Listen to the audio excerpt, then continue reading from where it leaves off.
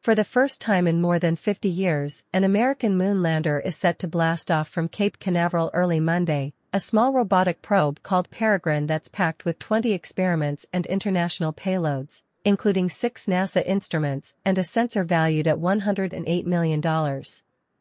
Other payloads include university experiments, a collection of Mexican and U.S. micro-rovers, artwork, compact time capsules, a Bitcoin and a small collection of ashes, human cremains, provided by 2 companies that offer memorial flights to space.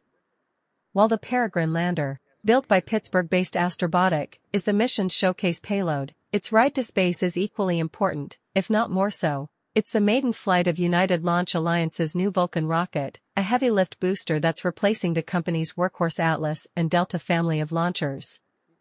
Liftoff from Pad 41 at the Cape Canaveral Space Force Station is targeted for Monday, the first of 6 one-second launch opportunities in a 45-minute window. If weather or technical issues trigger a delay, ULA can make additional attempts over the next 3 days before the launch would slip to January 23.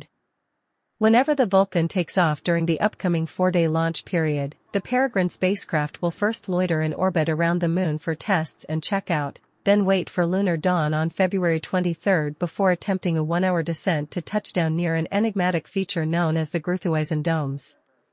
It's hard to put into words how excited Astrobotic is for making this first mission back to the surface of the Moon since Apollo, said CEO John Thornton. This is a moment 16 years in the making. We've had to overcome a lot along the way, a lot of doubt. The first United Launch Alliance Vulcan rocket atop Pad 41 at the Cape Canaveral Space Force Station.